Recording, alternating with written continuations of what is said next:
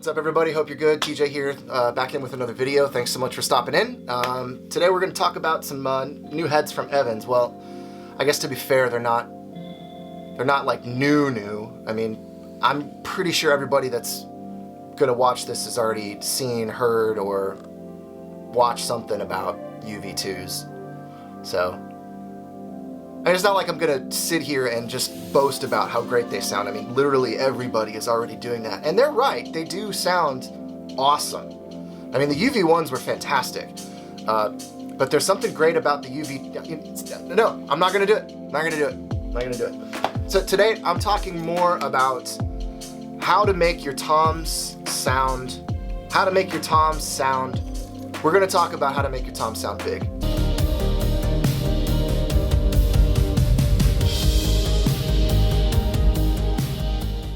Pretty much everything I talk about on this channel is like 100% subjective. It sounds good to me, it works for me, it may or may not sound good to you or work for you. So when it comes to tuning toms, there's two really important things. Well, one really important thing and one kind of important thing that I want you to keep in mind, and that has to do with the intervals between the toms themselves, as well as the interval between the top head and the bottom head, and this entirely has to do with tuning.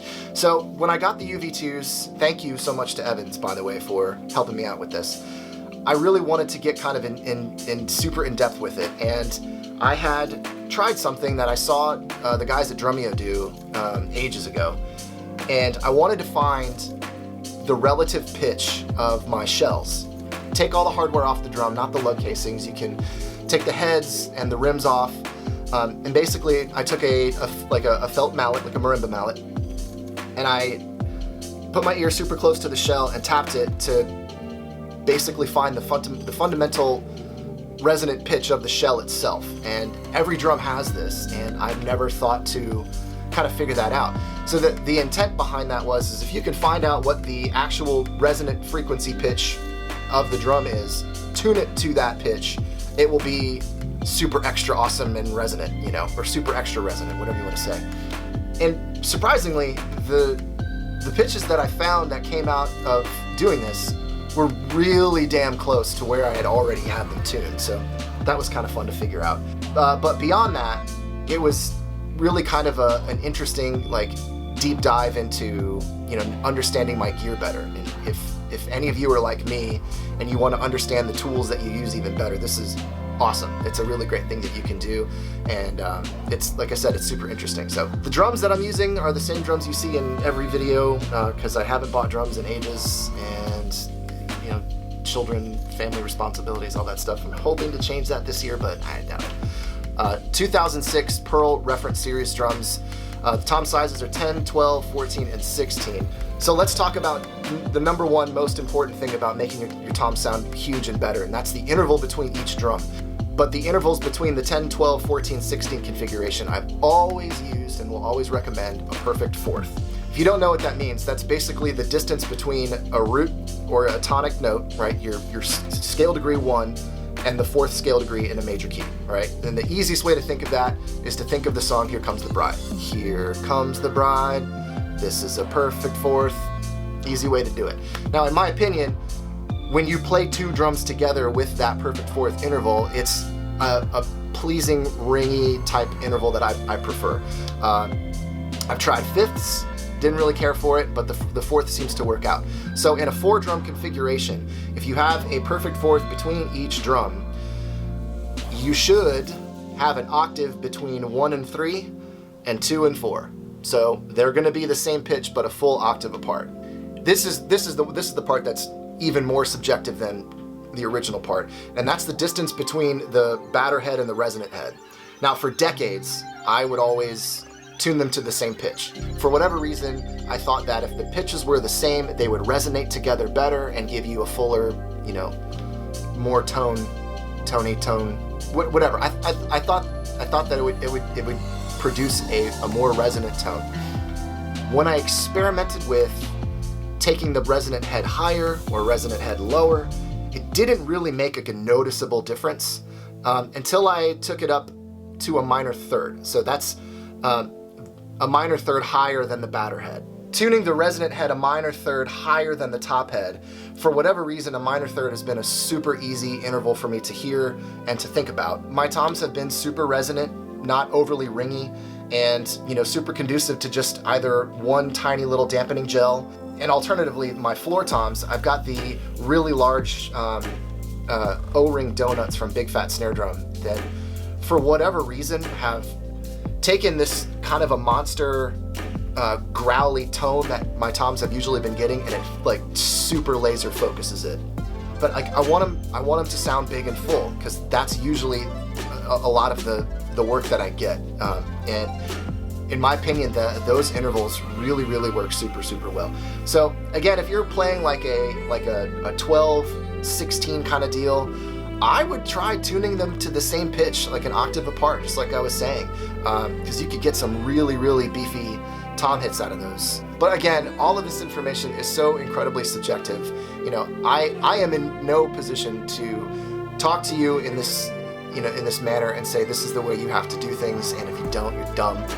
That's not why I'm here at all. I'm just merely offering a suggestion as to what has worked for me for a while, and this is what I'd recommend.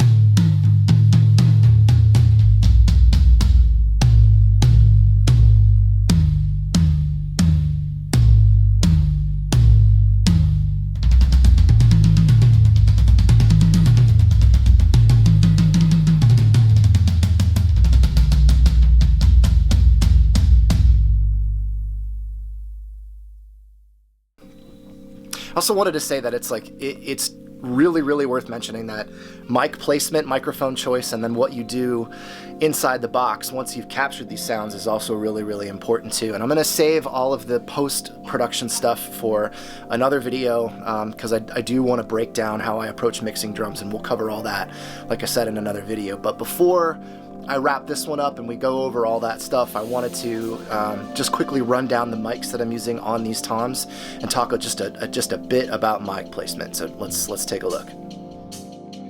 Okay, so as I mentioned before, this is my Pro Reference Series kit, 10, 12, 14, 16-inch toms. I'm using dynamic microphones. Historically, as far as placement goes, I've always tried to point the capsule directly at the sound source. That's always what has worked well for me in capturing the attack sound that I want to get, and as much tone and presence as well. So the idea is that if you tune these drums up, you have good quality drums and newish heads, because I have been playing on these for a minute. there isn't a ton of work that you have to do in the box afterwards. So again, subjective information, but what has worked well for me. Taking the dynamic mics, taking the capsule, pointing them directly at the striking zone. Alternatively, you could take these and point them more towards the rim for a different sound. I've tried that before. It's worked in some certain instances, but most of the time, this is the way I like to set them up. So for the 10 and 12 inch toms, I'm using some Sennheiser E604s. These are great, really, really, really durable mics. You can even see that they've been struck a few times. I've toured with these things. They've been beaten to hell. But they work, honestly, on all toms. Some engineers, like especially live guys, will put them on snare tops. That's also worked as well. And then for the larger toms, I kind of like to use larger diaphragm microphones or microphones that are kind of geared for kick, because you're going to get an increased mid to low end response, which in my opinion works a lot better on larger toms. So I'm using my friend's Audio Technica, what is this? An ATM 25 limited edition. I love the way it sounds on this 14. It sounds awesome. And then I've got a Shure Beta 52. Everybody knows this industry standard kick mic. You know, almost everybody's got one or has worked with one in the past.